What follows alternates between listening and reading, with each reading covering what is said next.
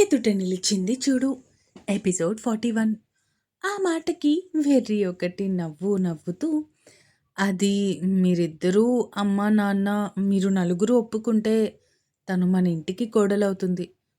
లేదు అంటే అంటూ ఆపై చెప్పలేక ఆపేశాడు మహిధర్. ఆ మాటకి ఒకరి మొహాలు ఒకరు చూసుకున్నారు శశిధర్, వైదేహీలు. మహి, ముందు ఆ అమ్మాయి పేరేంటో చెప్పు అడిగింది వైదేహి. వదిన, తన పేరు లక్ష్మి. నా క్లాస్మేట్. పాలిటెక్నిక్ చదువుతున్న రోజుల నుంచి మేం లవ్ చేసుకుంటున్నాం చెప్పాడు మహిధర్. మరి తన పేరెంట్స్? రీసెంట్గానే తన పేరెంట్స్ చనిపోయారు. అదే ఒక 2 months బ్యాక్ అరకు లోయలో ఒక బస్ పడిపోయింది అని న్యూస్ వచ్చింది కదా, అందులోనే వాళ్ళిద్దరూ చనిపోయారు చెప్పాడు మహిధర్. అయ్యో అవునా, మరిప్పుడు తనెక్కడుంటుంది అడిగింది వైదేహి. తను ప్రెజెంట్ హాస్టల్లో ఉంటుంది. మీరందరూ ఒప్పుకుంటే తనని పెళ్లి చేసుకుందాం అనుకుంటున్నాను అన్నాడు మహి. మహి, నువ్వేం కంగారు పడకు, నేను అమ్మ వాళ్ళతో మాట్లాడతాను చెప్పాడు శశిధర్. థ్యాంక్స్ అన్నయ్య, థ్యాంక్ యూ సో మచ్ అంటూ అన్నయ్యని హత్తుకొని అక్కడి నుంచి వెళ్ళిపోయాడు.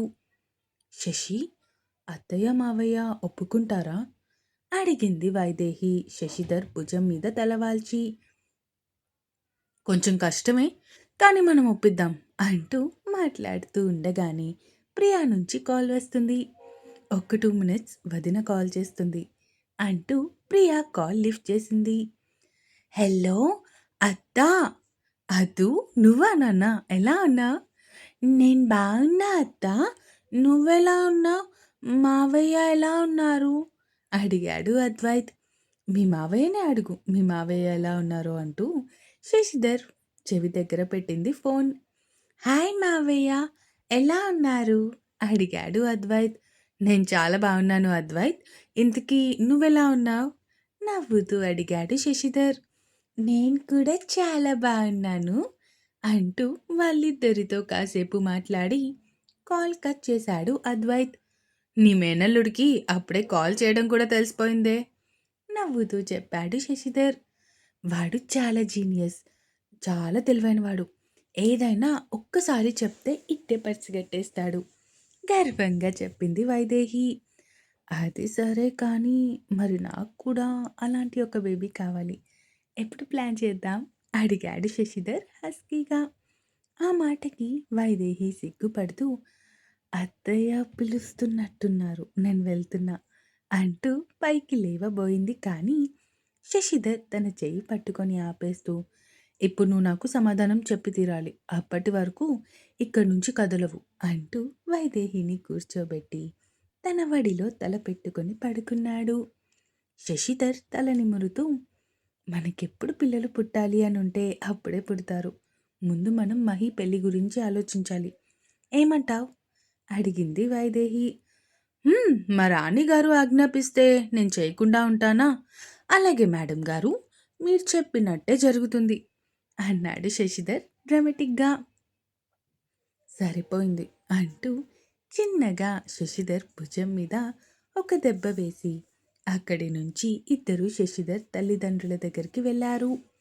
మహి ప్రేమ విషయం, పెళ్లి విషయం, అలాగే లక్ష్మి గురించి మొత్తం అంతా చెప్పి ఒప్పించాలి అనుకున్నారు. కానీ శశిధర్ తల్లిదండ్రులు ఒప్పుకోకపోవడంతో వాళ్ళని అతి కష్టం మీద బ్రతిమాలి చివరికి ఒప్పించి మంచి ముహూర్తాన్న ఇద్దరికి పెళ్లి జరిపించారు. లక్ష్మి ఇంట్లోకి అడుగు పెడుతూనే తను మంచిది అనిపించుకోవాలి అనే దురాశతో అవకాశం కోసం చూసింది. అమ్మ వైదేహి, లక్ష్మి చేత దీపం పెట్టించు తల్లి అని శశిధర్ తల్లి చెప్పడంతో, అలాగే అత్తయ్య గారు అంటూ తనని తీసుకుని దేవుడి రూంలోకి వెళ్ళింది. లక్ష్మి దీపం పెట్టు అని చెప్పడంతో ఆ పని చేయడం మొదలుపెట్టింది. సరిగ్గా వైదేహి నిలబడ్డ వెనుకే ఒక దీపం ఉండటం చూసి ఏదో క్రూరమైన ఆలోచన మెదిలినట్టు వైదేహికి తెలియకుండా తన చీర కొంగు తీసుకెళ్లి ఆ దీపం మీద పెట్టేసింది లక్ష్మి. వైదేహి అది చూసుకోకుండా లక్ష్మికి అన్నీ చెప్తుంది. సరిగ్గా అప్పుడే అటుగా వచ్చిన శశిధర్ వైదేహి చీర కొంగుకి దీపం అంటించడం చూసి ఫాస్ట్గా అక్కడికి వచ్చాడు. వైదేహి అంటూ అరుస్తూ ఉన్నాడు శశిధర్. శశిధర్ రావటం చూసి, అయ్యో అక్క, నీ చీరకి నిప్పంటింది అంటూ దాన్ని ఆర్పే ప్రయత్నం చేసింది. కంగారుగా అక్కడికి వచ్చిన శశిధర్ ఆ చీరని చింపేసి, చూసుకోవాలి కదా వైదేహి, ఇంత నిర్లక్ష్యంగా ఎలా ఉంటావు కసిరాడు కోపంగా. అయ్యో లేదండి, చీర ఎలా అంటుకుందో తెలియట్లేదు, నేను జాగ్రత్తగానే ఉన్నాను అంది వైదేహి భయంగా. కొడుకు అరుపులు విని అక్కడికి వచ్చారు శశిధర్ తల్లిదండ్రులు, అలాగే తమ్ముడు మహిధర్. అన్నయ్య, ఏమైంది కంగారుగా అడిగాడు మహిధర్. ఏం లేదు మహి, మీ వదిన చీరకి నిప్పంటింది అన్నాడు శశిధర్. అయ్యో వైదేహి, ఇప్పుడెలా ఉందమ్మా నీకు అంటూ కోడలి దగ్గరికి వచ్చారు శశిధర్ తల్లి. ఇప్పుడు పర్వాలేదత్తయ్య, నాకేం కాలేదు. మీ అబ్బాయి ఉన్నారు కదా, ఆయన ఉన్నప్పుడు నాకేమవుతుంది చెప్పండి అంది వైదేహి శశిధర్ వైపు చూస్తూ. శశి, కోడల్ని తీసుకొని గదిలోకి వెళ్ళు అంటూ తనని పంపించేసి లక్ష్మి చేత దీపం పెట్టించి మిగతా పనులు చూస్తూ ఉన్నారు ఆవిడ. చూసుకోవాలి కదా, నేను రావడం కొంచెం సేపు లేట్ అయి ఉంటే ఏమై ఉండేది అడిగాడు శశిధర్ కోపంగా. అరే, ఇప్పుడేం కాలేదు కదా, ఇంకెందుకు మీరింత కంగారు పడటం, మీరు సైలెంట్గా ఉండండి. చూడండి, ఈ హడావిడిలో పడి ఎంత స్ట్రెస్ తీసుకుంటున్నారో అంటూ భర్తని కూర్చోబెట్టి తనని గట్టిగా హత్తుకుంది. ముందు వెళ్ళి చీర మార్చు, ఈ చీర చూస్తుంటే ఆ ప్రమాదమే నాకు గుర్తొస్తుంది అనడంతో శశిధర్ బుగ్గలు లాగి అక్కడి నుంచి వేరే చీర పట్టుకొని డ్రెస్సింగ్ రూమ్లోకి వెళ్ళిపోయింది. శశికి విషయం చెప్పాలి, ఎలా రియాక్ట్ అవుతాడో అనుకుంటూ ఆలోచిస్తూ తనలో తానే సిగ్గుపడుతూ ఉంది వైదేహి. వైదేహి బయటికి వచ్చేసరికి అక్కడే కూర్చొని ఏదో పేపర్ చదువుతూ కనిపించాడు శశిధర్. శశి చిన్నగా పిలిచింది వైదేహి. చదువుతున్న పేపర్ని పక్కన పెట్టేసి భార్య వైపు చూశాడు. ఏంటి శ్రీమతి గారు, చెప్పండి. అది అది ఒక విషయం మాట్లాడాలి అంది వైదేహి. మాట్లాడు, దానికింతలా ఎందుకు సందేహపడుతున్నావు ప్రశ్నిస్తూ అడిగాడు శశిధర్. అది అది నువ్వు తండ్రివి కాబోతున్నావు చెప్పింది వైదేహి సిగ్గుపడుతూ. ఆ మాటలు విన్న శశిధర్ ఒక్కసారిగా షాక్ అయ్యాడు. ఏం మాట్లాడుతున్నావే, నిజంగానేనా అడిగాడు శశిధర్ ఆనందంగా. నిజం శశి, ఇంకొన్ని రోజుల్లో డాడీవి అయిపోతావు చెప్పింది వైదేహి. వైదేహిని గట్టిగా హత్తుకొని, థ్యాంక్స్ బంగారం, థ్యాంక్ యూ సో మచ్.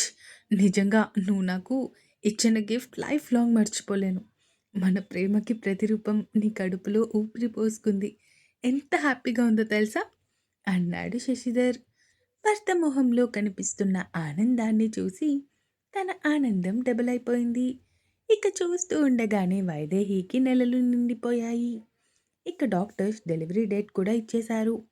ఒక పండంటి ఆడపిల్లకి జన్మనిచ్చింది వైదేహి. అదేనండోయ్ మన అశ్వి పాప పుట్టింది. మన అద్వైత్ గారి ఆనందానికి అయితే హద్దులు లేకుండా పోయాయి. అందరికంటే ఎక్కువ ఆనందపడేది వాడే అక్కడున్న వాళ్ళల్లో. చిన్న పాపని చూస్తాను నేను అని గోల చేయడం మొదలుపెట్టాడు అద్వైత్. నేను అత్త దగ్గరికి వెళ్తాను అంటూ తండ్రిని మావయ్యని చూసి ఏడవడం మొదలుపెట్టాడు. అదు ఇలరా, మనం వెళ్ళి అత్తని చూద్దాం అంటూ అద్వైత్ని ఎత్తుకున్నాడు శశిధర్. పద, మనం వెళ్ళి మీ అత్తని చూద్దాం అంటూ లోపలికి వెళ్ళారు శశిధర్ అద్వైత్ని తీసుకొని. లోపల వైదేహి స్పృహ లేకుండా పడుకొని ఉంటే తన పక్కనే నవ్వుతూ కేరింతలు కొడుతూ ఉన్న బుల్లి అశ్వి కనిపించింది. ఆ తర్వాత వైదేహి స్పృహలోకి వచ్చాక నవ్వుతూ తనని గుండెలకి హత్తుకున్నాడు Shashidhar. Thank you Vaidu, thank you so much అన్నాడు శశిధర్ కంటి నిండా నీళ్లతో. వైదేహి కూడా నవ్వుతూ భర్త ప్రేమని అనుభూతి చెందుతూ ఉంది. ఇక వారం రోజులకి తనని ఇంటికి డిశ్చార్జ్ ఇచ్చారు. కృష్ణకాంత్, ప్రియ వైదేహిని అశ్విని తీసుకొని ఇంటికి చేరుకున్నారు. నారాయణమూర్తి గారు మనవరాలు పుట్టింది అని తెగ సంబరపడిపోయారు. మనవరాలికి సగభాగం ఆస్తి కూడా రాసి తన పేరు మీద పెట్టారు. అయ్యో మావయ్య గారు, ఇప్పుడు ఇవన్నీ ఎందుకు అన్నాడు శశిధర్. అలా అనకండి అల్లుడు గారు, నాకు మాత్రం ఎవరున్నారు, నా మనవళ్ళు, మనవరాళ్ళు తప్ప. అందుకే ఆస్తి మొత్తాన్ని వాళ్ళ నలుగురు పేరు మీద రాశాను అన్నారు నారాయణమూర్తి గారు. కానీ మీరు అద్వైత్, జీవన్, అవంతిక ముగ్గురు పేరు మీద ఎంతైతే రాశారో అశ్వి ఒక్క దాని పేరు మీద అంతే రాశారు. అది సమానం కాదు కదా మావయ్య. మీరు పిల్లల నలుగురికి సమానంగా రాయండి అన్నాడు శశిధర్. బావా, మీరింకేం మాట్లాడొద్దు. ఆల్రెడీ నిర్ణయం అయిపోయింది. అయినా నాన్న రాసింది బయట ఎవరికో కాదు కదా, నా మేనకోడలికే కదా అన్నాడు కృష్ణకాంత్. ఇక శశిధర్ కూడా వాళ్ళ మాటకి అడ్డు చెప్పలేకపోయాడు. వైదేహి కొన్ని రోజులు పుట్టింట్లోనే ఉంటాను అని చెప్పడంతో కూతుర్ని, భార్యని వదిలి వెళ్ళాలి అని లేకపోయినా అవతల బిజినెస్ పనులు కూడా ముఖ్యమే కాబట్టి తప్పక అక్కడి నుంచి తిరిగి తన ఇంటికి వెళ్ళిపోయాడు శశిధర్. లక్ష్మి కూడా నెల తప్పింది అని తెలుస్తుంది శశిధర్కి. నాన్నతో పాటు పెదనాన్న అవుతున్నందుకు సంతోషపడ్డాడు. కానీ లక్ష్మి మాత్రం అశ్విని పేరు మీద ఆస్తి రాసిచ్చారు అన్న విషయం తెలిసేసరికి కోపంతో ఊగిపోతుంది. ఆ వైదేహి కూతురికి ఈ ఆస్తిలో సగభాగం, అలాగే ఆ ఆస్తిలో సగభాగం. దేవుడా, ఎంత లక్కీ అది! ఛీ, దాని అదృష్టం అలా ఏడ్చింది అనుకొని అశ్వి మీద అసూయతో ఏడుస్తూ ఉంది. Next episode. నిజం బావగారు, మీరు నమ్మినా నమ్మకపోయినా ఇదే నిజం.